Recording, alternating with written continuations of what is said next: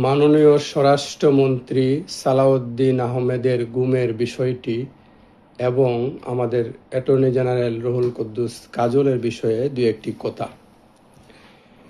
দেশবাসী আপনারা জানেন 2015 সালে 10 মার্চ রাতে তৎকালীন বিএনপির যুগ্ম মহাসচিব সালাউদ্দিন আহমেদকে উত্তরার বাসা থেকে আইন শৃঙ্খলা রক্ষাকারী বাহিনী গুম করে।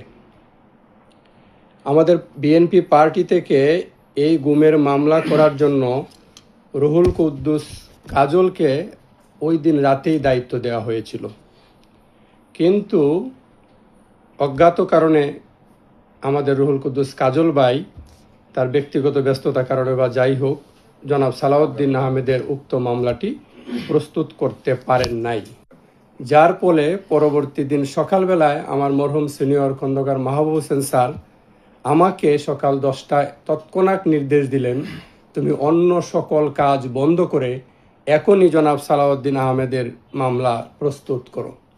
সঙ্গে সঙ্গে আমি আমার হাইকোর্ট থেকে 10টি পত্রিকা বা 11টি পত্রিকা কিনে সালাউদ্দিন আহমেদের গুমের ঘটনা পত্রিকা থেকে বিস্তারিত নির্দেশনা নিয়ে এবং তার ওয়াইফ বেগম সুলতান সেলিনা আপাও এদিন আদালতে আসছিলেন, তার সামনে তার মুখ থেকে সাক্ষাৎকার নিয়ে আমি একটি সামারি তৈরি করে সঙ্গে সঙ্গে আমাদের ফৌজদারি কার্যবিধির 491 দ্বারা একটি মামলার দায়ের করে আদালতে দাখিল করে। ওই দিন ছিল বৃহস্পতিবার, 10 মার্চ তিনি গ্রেপ্তার হন বা গুম হন। পরবর্তী দিন বৃহস্পতিবার। উল্লেখ্য, যদি আমরা ওই বৃহস্পতিবারে মামলাটি করতে না পারতাম, তারপরে আদালত খোলা ছিল রবিবার, হয়তো ওই 2 দিনের মধ্যে সালাউদ্দিন আহমেদকে ইলিয়াস আলীর মতো মৃত্যুবরণ করতে হইতে পারত। যাই হোক, আমি মামলাটি দাখিল করি।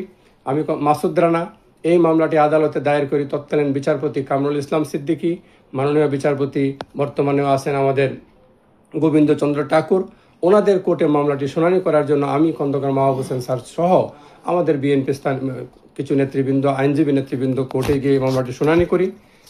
এবং সৌভাগ্যের বিষয়, খন্দকার মাহবুব হোসেন স্যারকে শুনে আমিও শুনানি করেছি।